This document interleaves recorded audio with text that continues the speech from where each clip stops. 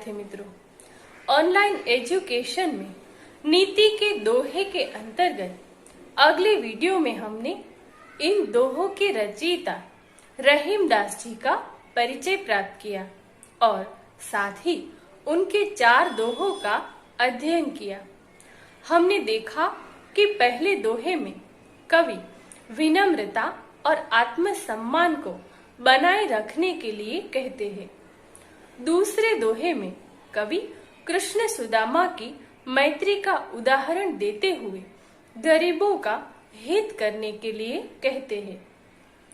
तीसरे दोहे में कवि संगति के भले और बुरे प्रभाव के बारे में बात करते हैं और चौथे दोहे में कोयल और कौवे के उदाहरण के माध्यम से व्यक्ति के आंतरिक गुणों के महत्व को स्पष्ट करते हैं। अब आगे देखते हैं। रहीम कहते हैं, जो रहीम गति दीप की, कुल कपूत गति सोए, बारे उजियारो करे, बढ़े अंधेरो होए। रहीमदास जी कहते हैं कि दीपक की तथा कुल में पैदा हुए कुपुत की यानी कि कुपुत्र की गति एक सी है। गति यानी कि दशा, दीप यानी कि दीपक, कुपुत यानी कि बुरी चाल चलन वाला पुत्र या कुपुत्र, सोए यानी कि वही और बारे यानी कि जलाने पर। तो दीपक की तथा कुल में पैदा हुए कुपुत की गति एक सी होती है। दीपक जलाते हैं तो उजाला हो जाता है और दीपक को बुझाने पर अंधेरा हो जाता है। कुपुत बचपन में तो प्यारा लगता है, लेकिन बड़ा होने पर बुरी करतूतों से वह अपने कुल की कीर्ति को नष्ट कर देता है। जब पुत्र रत्न की प्राप्ति होती है तो माता पिता और पूरे परिवार में हर्ष का माहौल छा जाता है। माता पिता को पुत्र से बहुत सारी उम्मीदें होती है और इसी कारण पुत्र के बढ़ने के साथ साथ माता पिता की उम्मीदें भी बढ़ती चली जाती है। कम आयु में किसी के व्यक्तित्व का आकलन करना कठिन होता है, इसलिए बचपन में वह बहुत ही प्यारा लगता है, लेकिन बड़े होते ही उसके अवगुण स्पष्ट दिखने लगते हैं और कुपुत्र सबके दुख का कारण बन जाता है। रहीम जी कहते हैं कि दिए और कपूत का चरित्र समान होता है। जिस तरह दीपक पहले प्रकाश देता है और जैसे जैसे बड़ा होने लगता है अंधेरा देने लगता है, ठीक इसी प्रकार घर का कुपुत्र पहले तो सबका विश्वास जीतकर सबको खुशियां देता है, लेकिन जैसे ही वह बड़ा होता है अपनी कुकर्मों से सबको अंधेरे में ढकेल देता है। कहने का मतलब यह है कि दिए और कुपुत्र की गति बाहर से कुछ और अंदर से कुछ और ही होती है। आगे है, ओछो काम बड़े करे तो न बड़ाई होए, जो रहीम हनुमंत को गिरिधर कहे न कोई। ओछो यानी कि छोटा, बड़ाई यहाँ पर बड़प्पन के अर्थ में प्रयुक्त हुआ है। गिरिधर यानी कि गिरि को धारण करने वाले भगवान श्री कृष्ण। ऐसा क्यों होता है कि बड़ा काम यदि छोटे द्वारा संपादित हो तो उसे वैसा यश नहीं मिलता है जैसा कि बड़े को बड़ा काम करते हुए मिलता है। ऐसा संभवतः व्यक्तियों के महत्व को देखते हुए होता है। आमतौर पर हम देखते हैं कि किसे यश देना है और किसे नहीं। लोग इसका निर्णय व्यक्ति की गरिमा और पद के अनुसार करते हैं। रहीम हनुमान जी और भगवान श्री कृष्ण की तुलना करते हैं और हनुमान को अधिक बलशाली मानते हुए बड़ा और कृष्ण को उनकी तरुण अवस्था जानकर छोटा कहते हैं। पौराणिक मान्यताओं के अनुसार कृष्ण ने गोवर्धन पर्वत उठाकर गोकुल निवासियों की रक्षा की थी, इसलिए उन्हें गिरिधर कहा जाता है। परंतु पर्वत तो हनुमान जी ने भी उठाया था, यहाँ तक कि उसे उठाकर लंका तक ले गए थे, लेकिन फिर भी कोई उन्हें गिरिधर नहीं कहता। यहाँ काम के बड़े होने की अपेक्षा काम किसके द्वारा किया गया है, इसे अधिक महत्वपूर्ण माना जाता है। रहीम कहते हैं कि छोटा व्यक्ति यदि बड़ा काम करे तो उसकी बड़ाई नहीं होती। हनुमान ने संजीवनी बूटी वाला पहाड़ उठा लिया था, किंतु उनको कोई कृष्ण की तरह गिरिधर नहीं कहता। इसका कारण यही हो सकता है कि कृष्ण साक्षात हरि के अवतार थे, जबकि हनुमान हरि के दूसरे अवतार राम के परम सेवक थे। आगे है, दीन सबन को लखत है, दीन ही लखे न कोई, जो रहीम दीन ही लखे, दीन बंधु सम होय। लखत यानी कि देखते हैं, गिनते हैं। दीन बंधु जिसका अर्थ है गरीबों के भाई। कवि कहते हैं कि जो दीन है वह सबकी तरफ देखता है, पर उसे कोई नहीं देखता। जो दीन की ओर देखकर उस पर दया करता है, उसके लिए वह भगवान के तुल्य हो जाता है। याचक सभी की ओर आस लगाकर देखता रहता है, उसे हर किसी से उम्मीद होती है, परंतु देखने में आता है कि लोग उसे अनदेखा कर देते हैं। प्रायः वह उपेक्षा का ही पात्र बन जाता है। रहीम कहते हैं कि जो गरीबों की ओर देखता है, अर्थात उनकी यथासंभव मदद करता है, वह उन लोगों के लिए भगवान के समान पूजनीय हो जाता है।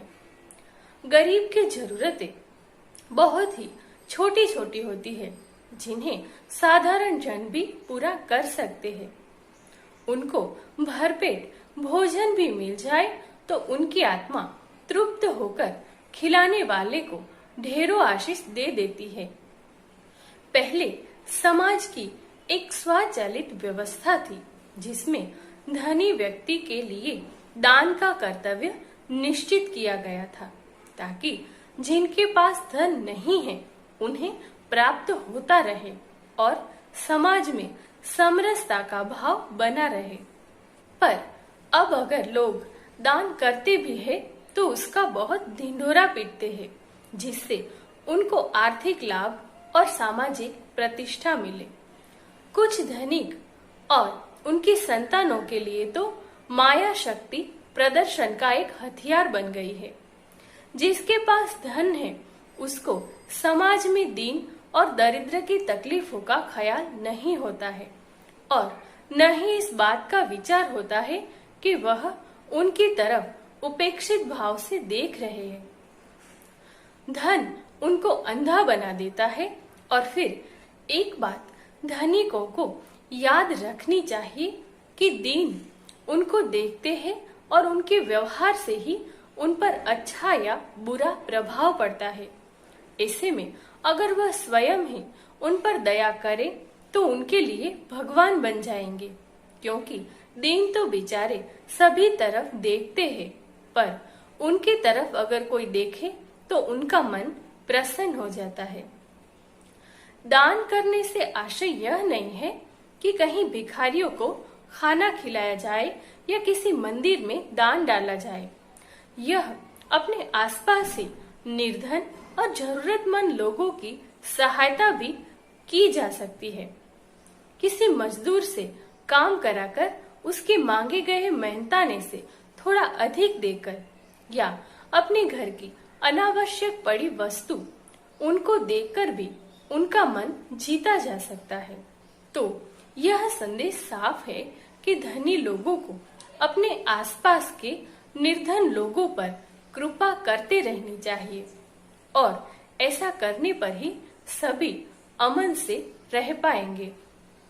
और अगर ऐसा नहीं होगा तो सारे लोगों को, सारे धनवान लोगों को स्वयं ही अकेलापन और असुरक्षा का अनुभव होगा। आगे है, नाद रिझी तन देत मृग, नर धन हेत समेत, ते रहीम पशु से अधिक, रीझे हु कछु न देत। नाद यानी कि आवाज, रिझी यानी कि मोहित होना या खुश होना, हेत यानी कि हेतु के लिए। रहीम कहते हैं कि संगीत के तान पर रीझकर हिरन शिकार हो जाता है, उसी तरह मनुष्य भी प्रेम के आगे वशीभूत होकर अपना तन मन और धन न्यौछावर कर देता है। लेकिन ऐसे लोग पशु से भी बदतर है, जो किसी से खुशी तो पा लेते हैं पर उसे देते कुछ भी नहीं है। आगे है, रहीमन जिह्वा बावरी, कही गई सरग पाताल, आपू तू कहीं भीतर गई, झूठी खात कपाल। जिह्वा यानी कि जीभ, बावरी यानी कि पागल, आपू जिसका अर्थ है खुद या स्वयं, और केपाल यानी कि सिर।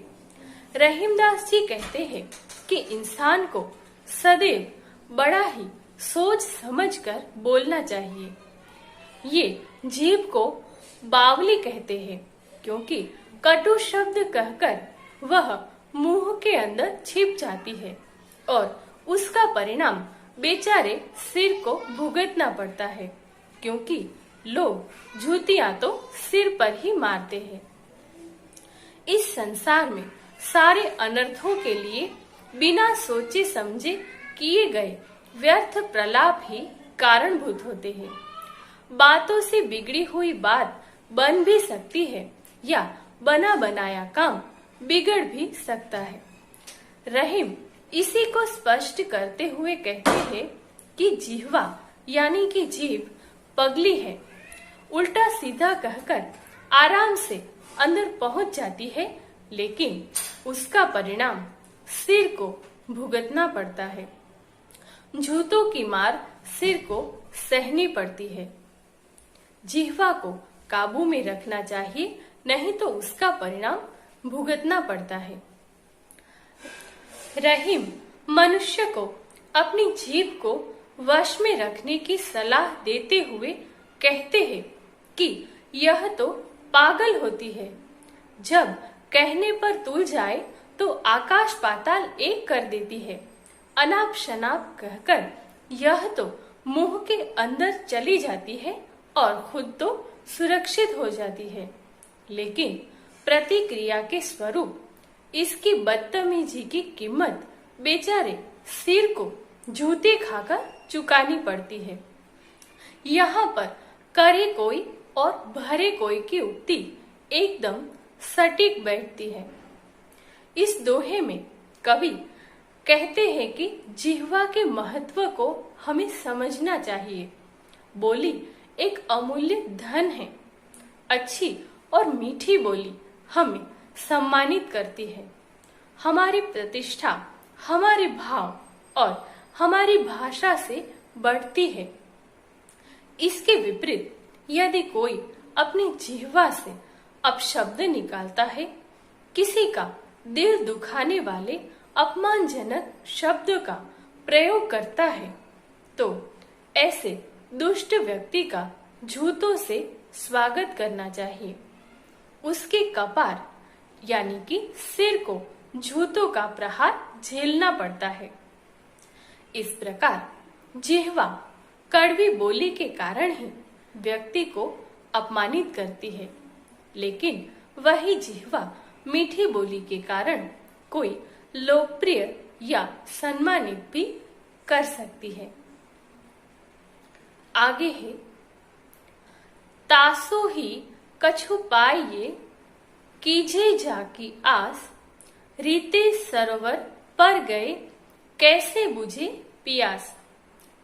तासो यानी कि उसी से, झाकी यानी कि जिसकी, आस यानी कि आशा, और रीते का अर्थ है रिक्त यानी कि खाली। यहाँ पर तालाब की बात है तो यहाँ पर इसका अर्थ है सूखा हुआ। कवि कहते हैं कि जिससे कुछ आश हो उसी से ही कुछ प्राप्त हो सकता है। सूखे तालाब से प्यास कैसे बुझेगी? केवल समर्थ परमात्मा से ही मांगने पर कुछ मिल सकता है। जिससे कुछ पाने की आशा हो उसी से ही कुछ पाया जा सकता है। यहाँ पर इस बात को हम विस्तृत तरीके से समझे तो जो संपत्तिवान होगा वही कुछ दान दक्षिणा दे सकता है।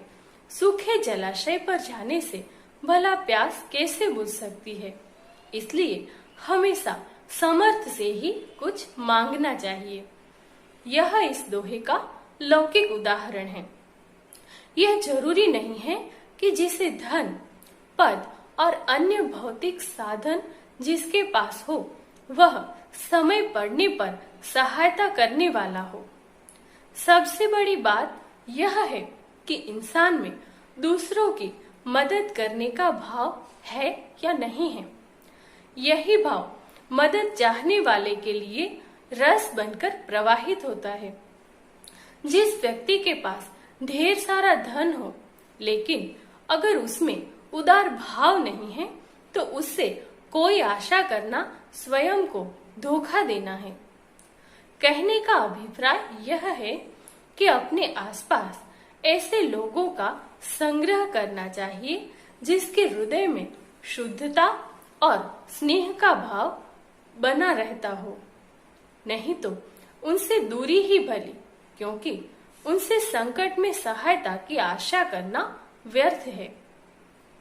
तो आज इस वीडियो में हमने नीति के दोहे का संपूर्ण अध्ययन किया। नमस्कार।